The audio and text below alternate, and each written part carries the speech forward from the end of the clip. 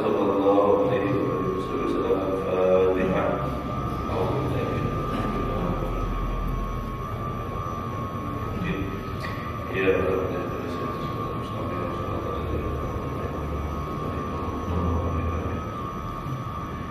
Assalamualaikum warahmatullahi taala wabarakatuh. Alhamdulillahirabbil alamin wa bihi nasta'in ala umuri dunya wa din. Sallallahu ala sayyidina Muhammadin khatamin nabiyyin wa ala alihi wa sahbihi ajma'in. Subhanaka la ilma lana illa ma 'allamtana innaka antal alimul hakim. Rabbi ishrah li sadri wa yassir li amri wahlul 'uqdatam min lisani yafqahu qawli. Amin. Wa la haula wa la quwwata illa billahil 'aliyyil 'azim. Amma ba'd. Allahumma shalli wa sallim wa barik ala sayyidina Muhammadin nuril dzati wa sirri sari fi sa'iril asma'i wa sifati. Nawaitu ta'allum wa ta'alim wa tadabur wa tadbir wa nafa'a wal intifa' wal ifada wal istifada wal hatha ala tamassuk bi kitabillah wa sunnati rasulillah wa du'a ila al-huda wa dalala ala al-khair ibtigha'a wajhillahi wa maradhihi wa qurbihi thawaba subhanahu wa ta'ala. Qala musannif rahimahullah ta'ala wa nafa'a bihi wa bi wa kadzalika yanbaghi lil insan an yakuna 'amilan bima ya'muru bihi mujtaniban lima yanha anhu. Kemarin telah dijelaskan bahwasanya amar ma'ruf nahi munkar itu hendaknya dilaksanakan dengan cara yang paling lembut, dengan cara yang paling bagus, yaitu Nabi sallallahu alaihi wasallam bersabda, sebab tidak ada sesuatu yang di dalamnya itu ada kelembutan kecuali di sana itu akan daripada berharga atau akan mulia. Dan tidak ada pula di dalam sesuatu itu jika tercampur sesuatu al-latif kelembutan, maka di sana akan jelek dan akan buruk.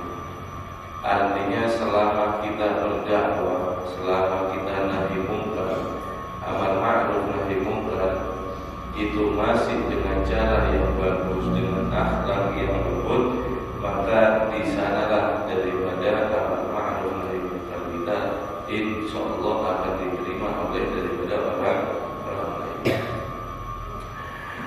Perkara ini amar ma'ruf nahi munkar sepatutnya untuk setiap manusia, hendaknya dia sebelum memerintahkan sesuatu atau melarang daripada sesuatu itu dia hendaknya amilan bima ya'muru bihi, mengerjakan, mengamalkan apa yang dia perintahkan dan menjauhi apa yang dia larang.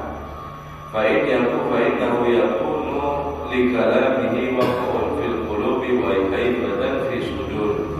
Sebab kalau daripada orang yang berbicara, orang yang melarang satu larangan, memerintahkan satu perintah, kemudian dia mengamalkan itu, maka ketika dia menyampaikan kepada orang lain, itu akan waqun, membekas di dalam hati orang lain, wahaibatan, dan juga menjadikan orang itu kagum, jadi mudah untuk daripada diterima.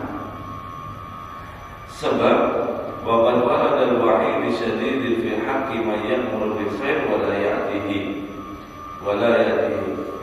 Sebab ada riwayat yang sangat daripada bahaya, ancaman yang sangat keras di dalam orang dia itu yang memerintahkan kebaikan, tapi dia tidak mengerjakan kebaikan tersebut.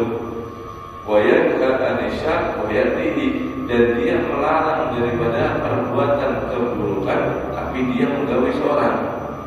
Nah ini sangat daripada bahaya. Begitu mengamalkan apa yang dia katakan, maka orang akan sangat sulit juga daripada untuk menerima. Bagaimana caranya? Ya kita amalkan daripada apa yang kita perintahkan dan kita larang. Sebab ketika orang memerintahkan tapi tidak menunaikan, dan dia melarang tapi dia malah melakukan, itu ada ancaman yang sangat keras daripada Rasulullah Sallallahu Alaihi Wasallam. Akan tetapi wahada huwa afdal wa awwal. Akan tetapi ini masih mending. Wa illa fa'ala al-insan an ya'muru wa yanha wa in kana ghayra 'amilin bima yad'u ilayhi. Sebenarnya sudah menjadi kewajiban setiap manusia itu memerintahkan kebaikan dan mencegah daripada perbuatan munkar meskipun dia orang yang bukan melakukannya.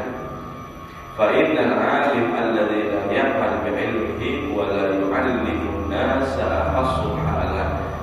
Sesungguhnya seorang yang alim kemudian dia itu tidak mengamalkan ilmunya dan dia tidak mengajarkan kepada manusia ilmunya, itu lebih buruk keadaannya, wa asyaddul 'iqaban, dan lebih parah daripada adabnya kelak, minalladzi yu'allimu wa la ya'mal, daripada orang yang mengajarkan tapi tidak daripada mengamalkan.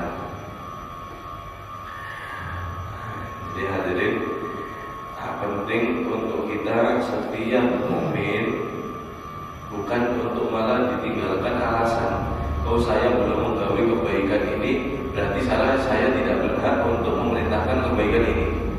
Oh saya masih melakukan larangan ini, tapi kemudian dia menjadikan alasan saya tidak berhak untuk melarang orang lain untuk daripada meninggalkan perkara ini. Tidak ada. Setiap daripada kita kewajiban itu ada untuk daripada melarang satu sama lain orang yang bermaksiat kepada Allah dan memerintahkan kebaikan untuk orang taat kepada Allah Subhanahu wa Ta'ala. Kemudian orang yang sengaja, ini si alim, khususnya daripada pengajar, si alim, orang yang memiliki ilmu, dia memberikan contoh daripada omongan untuk satu larangan, tapi dia mengerjakan larangan tersebut, memerintahkan kebaikan, tapi daripada dia tidak mengerjakan kebaikan tersebut. Ini adalah perkaranya sangat bahaya. Dalam Sohbatus Subhan, Imam bin Ruslan mengatakan, wa 'alimun bil ilmihi lam ya'malan mu'addabun min qabli ubadil wasal. Seorang yang alim, dia tidak mengamalkan apa yang telah dia dari dapatkan ilmu tersebut, maka orang ini akan diadab oleh Allah Subhanahu wa Ta'ala sebelum daripada penyembah berhala. Sebelum orang kafir, dia dulu mendapatkan daripada adab Allah Subhanahu wa Ta'ala. Kenapa sebabnya? Sebabnya dia alim tapi dia tidak mengerjakan atau mengamalkan daripada ilmunya. Jadi diriwayatkan di neraka itu hadirin, orang bisa menandu. Sebenarnya itu bukan dia diberhentikan siksanya, bukan. Jadi di dalam neraka kelak itu diriwayatkan ada satu orang yang sangat mengherankan sehingga penduduk neraka itu bingung. Saking bingungnya seolah-olah dia lagi tidak disiksa. Kenapa? Sebab dia melihat ada satu orang yang dimana orang ini selama di dunia selalu memerintahkan kebaikan, menasehati, mengajar, nasihat, ngajar, seperti itu terus. Ngajak kebaikan dan selalu melarang daripada perbuatan munkar. Kemudian dia ada di tengah daripada penduduk ahli neraka. Orang ini, mereka penduduk ahli neraka ini sangat heran. Ini waktu itu yang sering nasihati kita. Ini orang dulu yang sering daripada mengingatkan kita. Ini orang dulu yang selalu mengajari daripada kita. Loh, kenapa sekarang kok ada di bersama kita? Akhirnya setelah daripada ditanyakan, dijawablah oleh orang tersebut, mungkin benar, selama di dunia saya selalu mengajak orang di dalam kebaikan. Selama di dunia selalu saya itu untuk mencegah perbuatan mungkar. Tapi saya meninggalkan daripada kebaikan tersebut. Dan saya tidak mengamalkan daripada kewajiban. Saya meninggalkan kewajiban apa yang telah aku perintahkan, dan aku mengerjakan apa yang telah aku larang. Jadi memerintahkan orang kebaikan tapi dia meninggalkan, mencegah perbuatan haram tapi dia melakukan haram. Maka disinilah tempatku dan adabku yang sangat penting di antara daripada kalian semua. Bahkan penyembah berhala pun kalah pedihnya dengan daripada orang tersebut. Kenapa? Ya sebabnya dia lebih tahu. Nah, sebabnya dia diberikan rezeki ilmu oleh Allah Subhanahu wa taala, tapi dia salah menggunakan di dalam ilmu. Ini sangat menakutkan ya. Mudah-mudahan kita selamat di akhirat.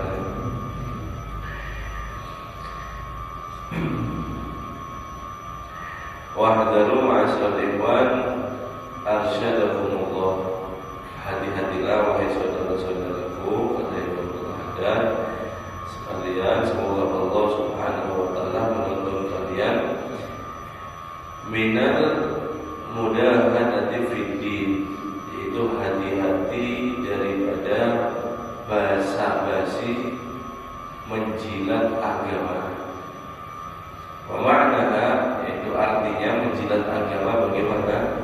Ayyasqutal insanu 'anil amri bil ma'ruf wan nahyi 'anil munkar. Dia diam.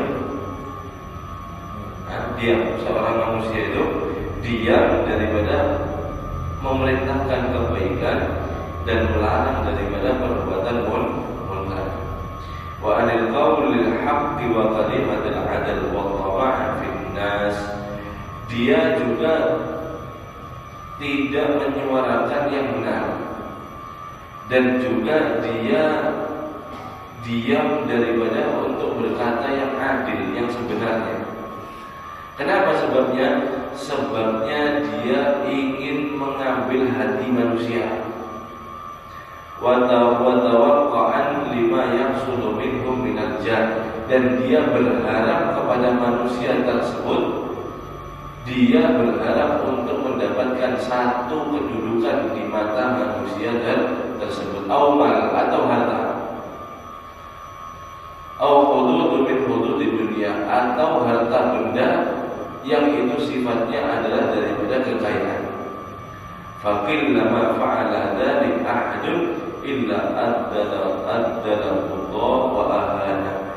Siapapun orang daripada yang melakukan hal tersebut, maka orang itu pasti tidak lain dan tidak bukan akan dihinakan oleh Allah Subhanahu wa taala. Wa sallallahu alaihi nas, dan dia akan diganggu oleh daripada manusia.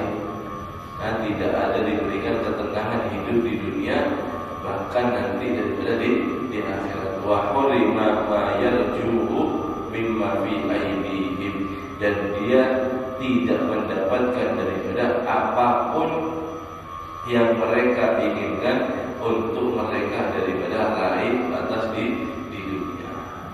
Jadi, ini sangat penting hadirin. Sebab kita secara tidak langsung kadang sifat ini muncul daripada diri kita. Kenapa sebabnya? Sebabnya kita lagi cinta-cintanya kepada dunia. Karena orang ini mengasih harapan kepada kita, karena orang ini berbuat jasa kepada kita, karena orang ini harus kita balas budi. Kemudian ketika dia zalim, kemudian ketika dia kurang ajar kepada Allah, kita diam, kita takut. Kenapa? Kalau saya tegur ini orang, kan disumbang lagi. Kalau saya tegur ini orang, dia kadang masih lagi sama Allah. Kalau saya tegur ini orang, saya derajatnya akan turun, jabatan saya akan akan hilang.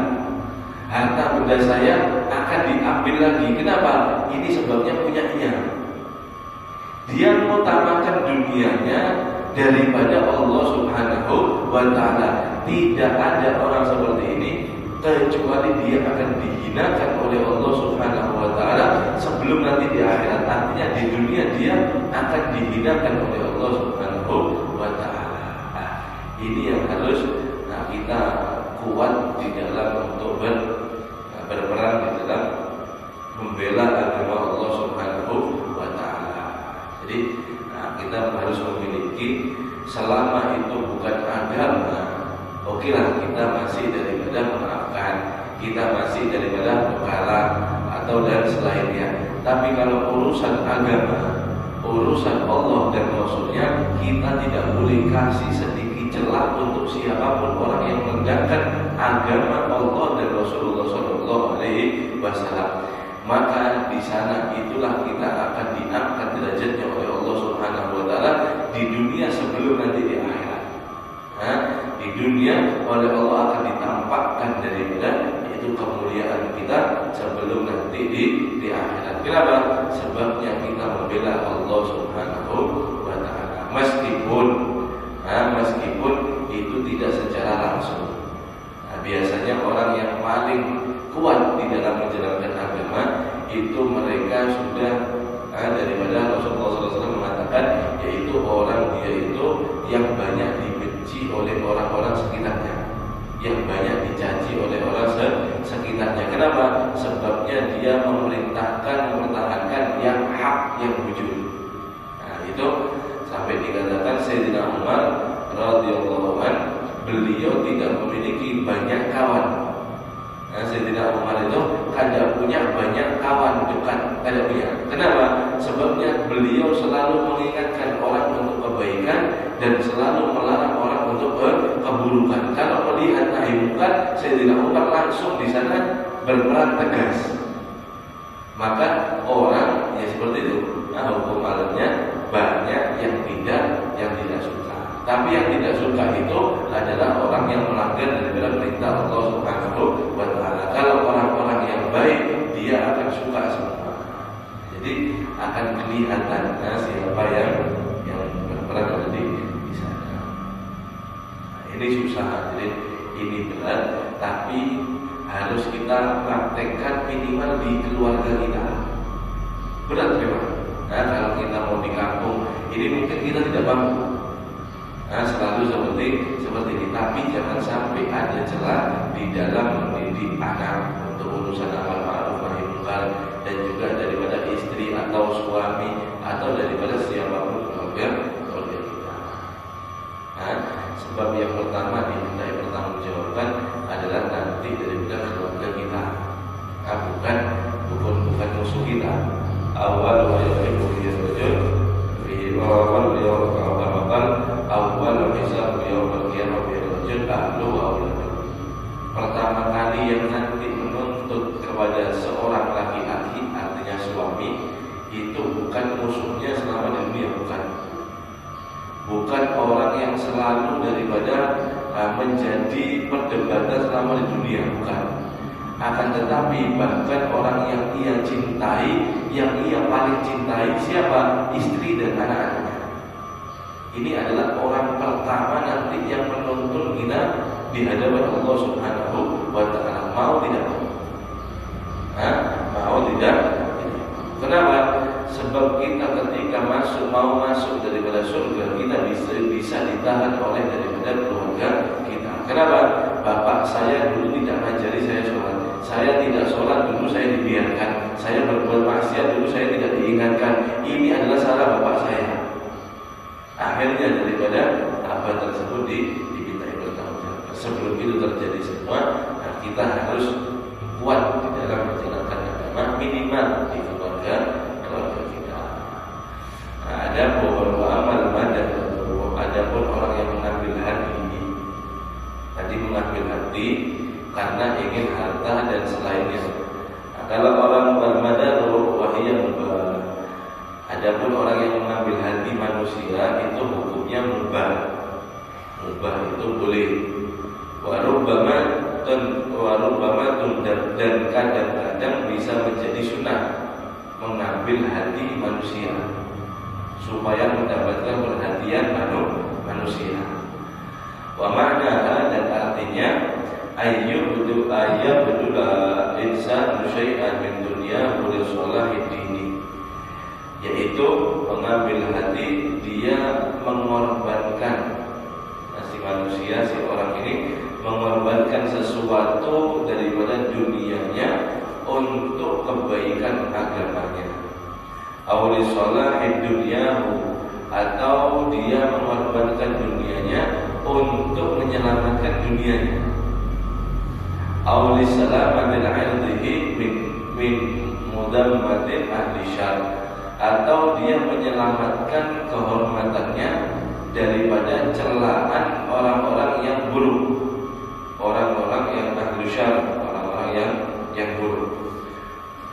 Wa fil hadis, dan dalam hadis Nabi sallallahu alaihi wasallam bersabda, ma waqa'a bihil mar'u iradahu wa huwa lahu shadaqah. Dan apa saja yang digunakan yaitu untuk mempertaruhkan atau dia itu mempertahankan daripada kehormatannya, maka dia termasuk daripada melakukan ibadah sedekah.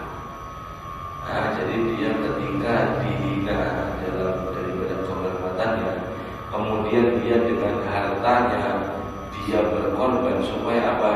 Supaya kehormatan saya tetap daripada utuh.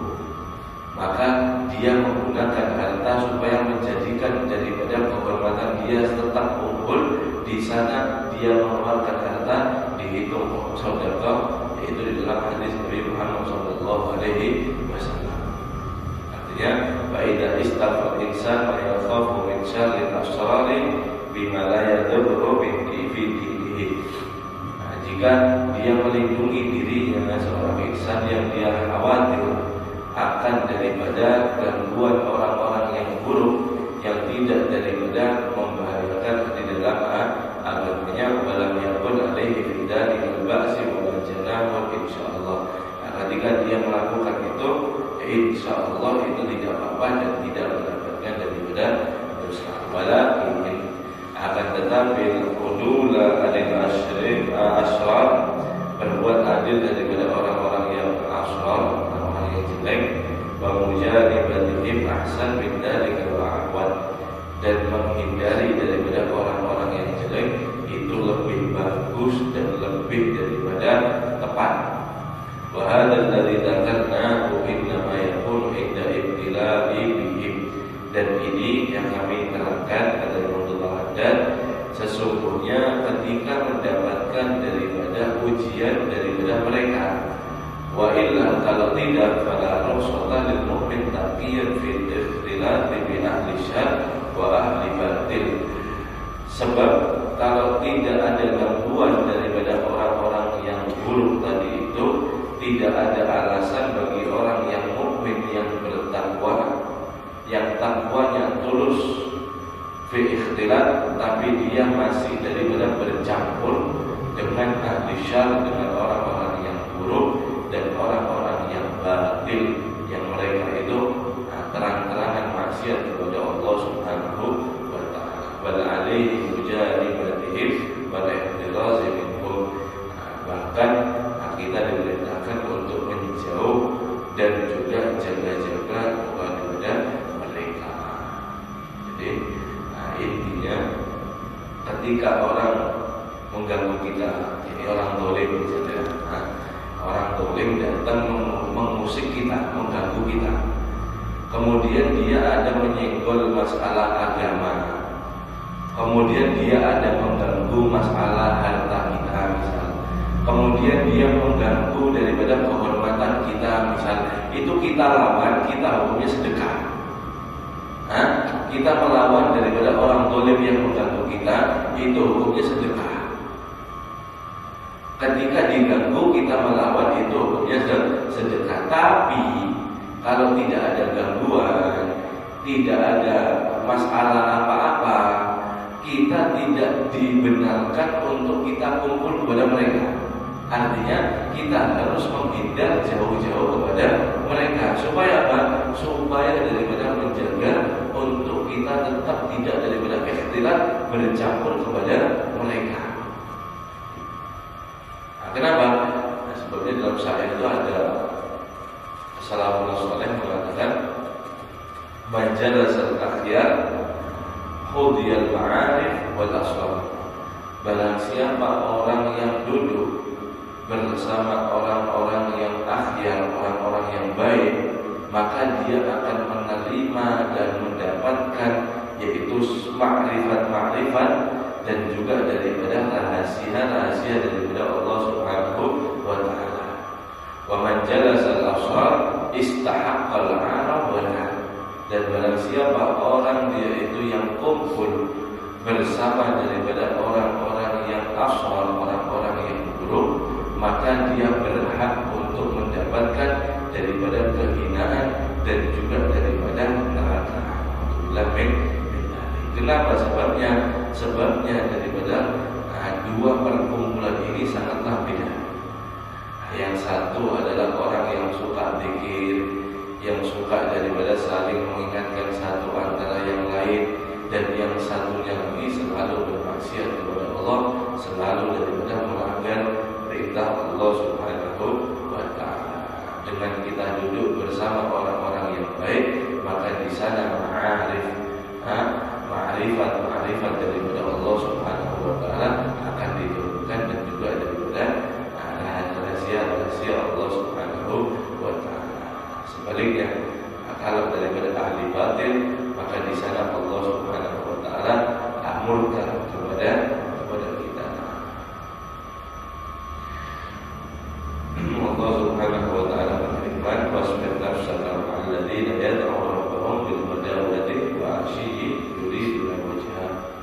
Sabarlah kalian ketika kalian berkumpul, ketika kalian berkawan dengan daripada orang-orang yang selalu berdoa di siang, di malam harinya, di siang harinya. Wala ta'du aynaka anhum turidu zinatal hayatid dunya. Dan jangan sekali-kali ketika kamu kumpul kepada mereka untuk mengalihkan perhatianmu kepada hal-hal duniawi, kepada hal-hal yang memuaskan daripada syahwat. Kenapa sebabnya? Sebabnya bisa saja kita berpaling meninggalkan daripada orang-orang yang baik, akhirnya kita terpengaruh oleh daripada dunia. Wala tuti' man aghfalna qalbahu an dzikrina. Dan jangan kalian patuh kepada orang-orang yang telah kami lalaikan daripada hati mereka daripada untuk zikir kepada kami, yaitu Allah Subhanahu wa ta'ala. Wattaba'a hawa. Dan mereka itu sifatnya yang kami lupakan, hatinya mereka untuk mengingat kita adalah daripada orang yang selalu mengikuti daripada hawa nafsu. Wa kana amruhu furutah. Dan itu perkaranya adalah melewati daripada batasnya dia. Artinya tetap kita sabar. Sifatnya kumpul dengan orang yang soleh itu membosankan. Kenapa? Sebabnya itu adalah amalan akhirat.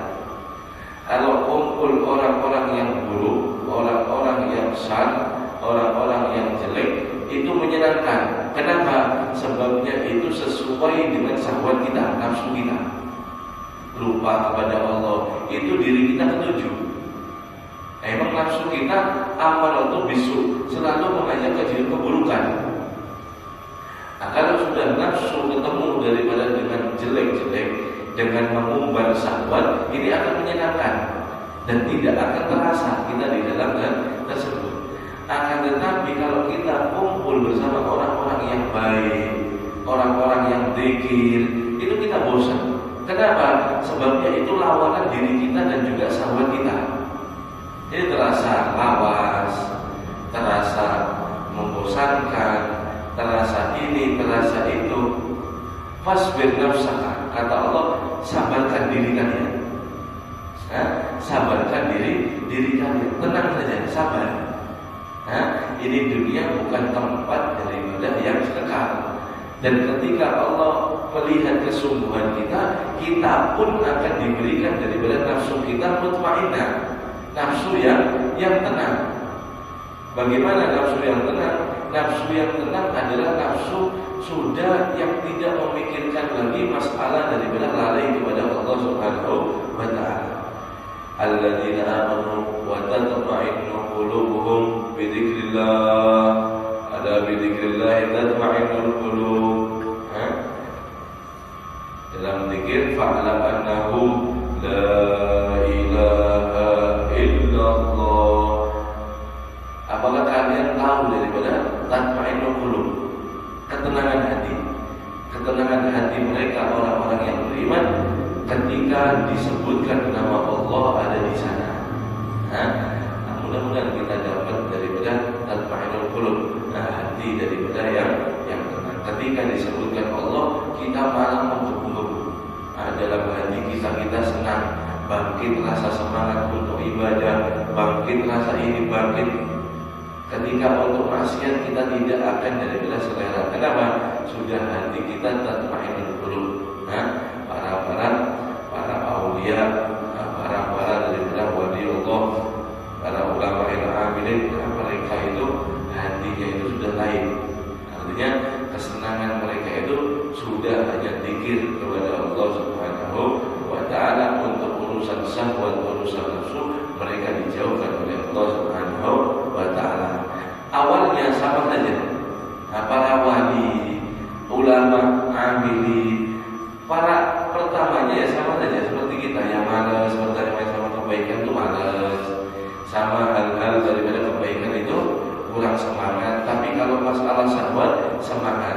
Tapi mereka ada mujahadah, bersungguh-sungguh. Kalau kita baca manaqibnya setiap para wali, mereka selalu awalnya itu mujahadah.